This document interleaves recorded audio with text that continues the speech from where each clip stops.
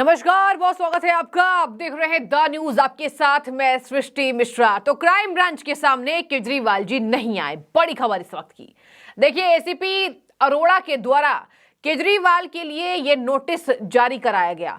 अब आपको बता दें, ऑपरेशन लोटस 2.0, 7 एमएलए को 25-25 करोड़ का ऑफर, बीजेपी से चुनाव लड़ाने की बात, चौथी बात, पांचवी बात, हमारे विधायकों को खरीदा जा रहा है। आतिशी मारलेना फंस चुकी है। बड़ी खबर बता दें आपको, एसीपी यानी कि क्राइम ब्रांच की टीम और एसीपी जो थे वहां पर वो लौट चुके हैं। केजरीवाल का 5 घंटों तक इंतजार हुआ, केजरीवाल नहीं आए और क्राइम ब्रांच की टीम ने मजबूरन उनके स्टाफ को नोटिस थमा दिया और वहां से चलते बने।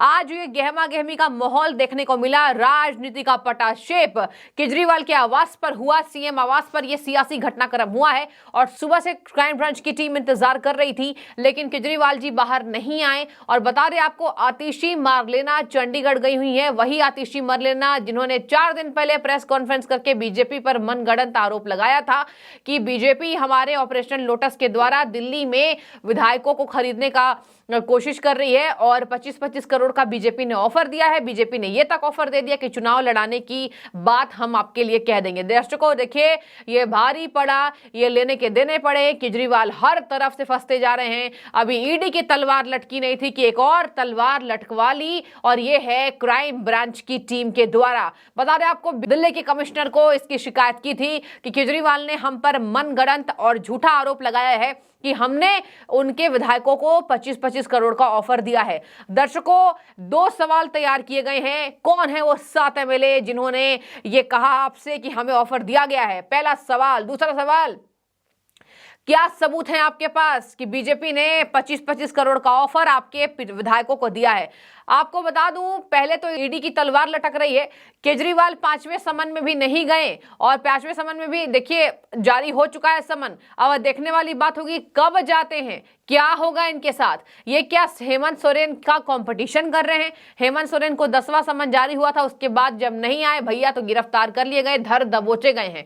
और इतना बड़ा घोटाला किया है कि अब कपिल सिब्बल को, देश के सबसे अमीर वकील को आप कह लीजिए, आना पड़ा। सबसे अमीर वकील है वो। क्यों मैं कह रही हूं ऐसा? सबसे ज्यादा उनकी फीस है। और देखिए, हेमंत सोरेन ने उनको रखा है तो समझ जाइए कितना बड़ा मामला होगा। अब कपिल सिब्बल के लिए कहा जाता है कि कोई केस ऐसा नहीं होता है कि जल्द वो हारते हैं, बहुत बड़े वकील हैं। सही बात है, बड़े वकील तो वो हैं ही, राज्यसभा सांसद भी हैं।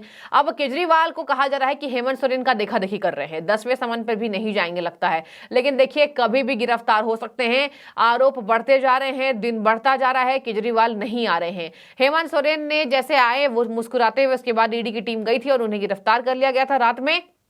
आपको बता दूं कि केजरीवाल के साथ भी यही हश्र होने वाला है, ऐसा बीजेपी कह रही है। बीजेपी ने लगातार इल्जाम लगाए हैं केजरीवाल के ऊपर। बीजेपी ने सवाल उठाए हैं कि जब केजरीवाल के ऊपर ईडी खुद बरस रही है और उनके ऊपर आरोप है, तो केजरीवाल ने एक झूठी कहानी गढ़ी और कहा कि हम जो है खरीदने की कोशिश कर रहे हैं। 5 घंटे इंतजार के बाद नहीं मिले। बता दें आपको, आतिशी मारलेना इनकी महिला मंत्री अभी मोर्चा संभाले आम आदमी पार्टी का। जब से संजय सिंह अंदर गए हैं, आतिशी मारलेना का विभाग बढ़ा दिया गया था।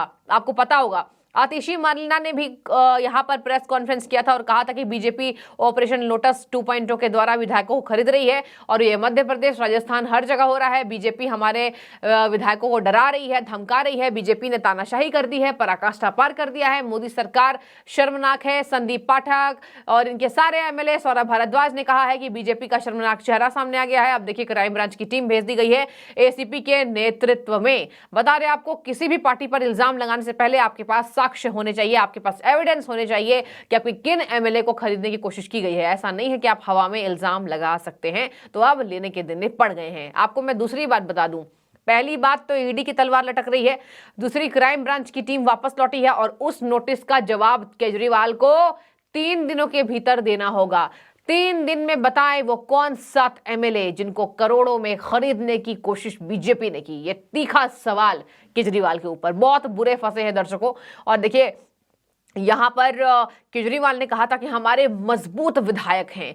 आतिशी मार्लेना ने कहा था कि हमारे मजबूत विधायक हैं, हम नहीं फंसने वाले हैं, हम डट कर सामना करेंगे और बीजेपी को सत्ता से उखाड़ फेंकेंगे, दिल्ली दिल वालों की है। ये देखिए आतिशी मार्लेना भी मोर्चा संभाल रही हैं क्योंकि उनको पता है कि अब ये फंसने वाले हैं और कोई रोक नहीं सकता है। बता दें आपको, तमाम अड़चन के बावजूद दिल्ली की मंत्री ने कहा कि तमाम अड़चन के बावजूद हमने खूब काम किया है, हम जनता के सेवक हैं।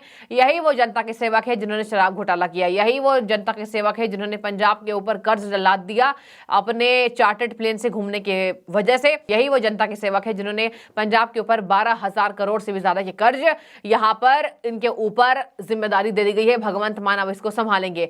आपको बता दूं, चंडीगढ़ के मेयर इलेक्शन में भी बीजेपी की जीत के बाद आम आदमी पार्टी ने मनगढ़ंत आरोप लगाए, उनके पास सबूत नहीं थे। राघव चड्ढा ने 30 मिनट का प्रेस कॉन्फ्रेंस किया, आधे घंटे का, और कहा कि शर्मनाक है, ये नहीं होने देंगे चुनाव। अगर ये छोटे चुनाव में ऐसे कर रहे हैं, मेयर चुनाव में ऐसे कर रहे हैं, तो ये बड़े चुनावों में क्या करेंगे। आपको बता दूं, वहां पे भी साक्ष्य नहीं थे, यहां भी साक्ष्य नहीं है।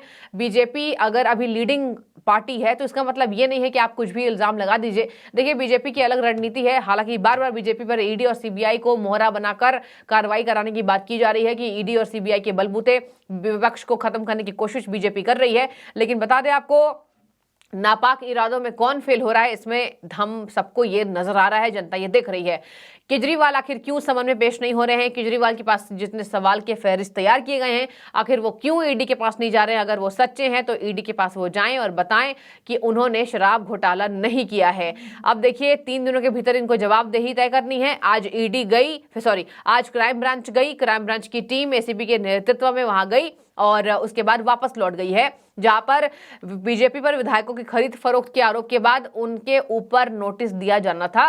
पहले तो देखिए, उनकी टीम बोलती रही कि सर आप हमें दे दीजिए नोटिस, लेकिन एसीपी नहीं माने और क्राइम ब्रांच की टीम नहीं मानी, अधिकारी नहीं माने, और बाद में कहा हमें ये नोटिस केजरीवाल को ही देना है, और केजरीवाल को बिना दिए वो लौट गए हैं। 5 घंटे के पहले इंतजार कर रहे थे, सुबह से ही ये तांता लगा हुआ था। तो देखिए, केंद्र वर्सेस यहाँ crime branch versus ED versus Kejriwal हो चुका है।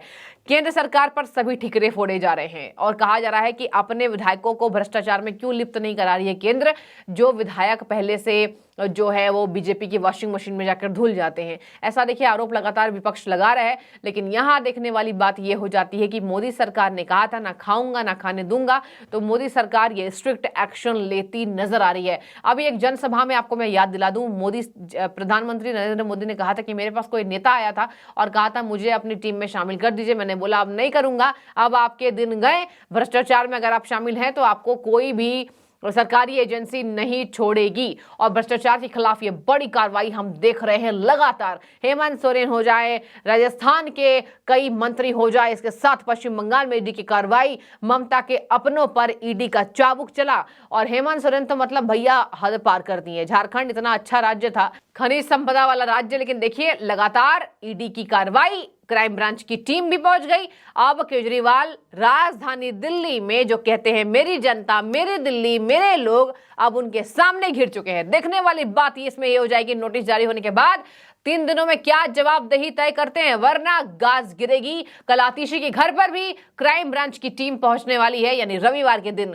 आज वो चंडीगढ़ में है, दिल्ली लौटेंगी, उनके ऊपर भी ये सख्त कार्रवाई होगी, क्योंकि ये गंभीर मामला है। आपने विधायकों को 25-25 करोड़ का ऑफर देने की बात कर दी और आपके पास नो एविडेंस। ये कैसे हुआ कि आपके पास एविडेंस नहीं है? तो एविडेंस दिखाएंगे तो बच जाएंगे, एविडेंस नहीं दिखाएंगे तो बड़ी कार्रवाई होगी। बने रहिए, जो भी आपकी राय हो जरूर रखें। शुक्रिया।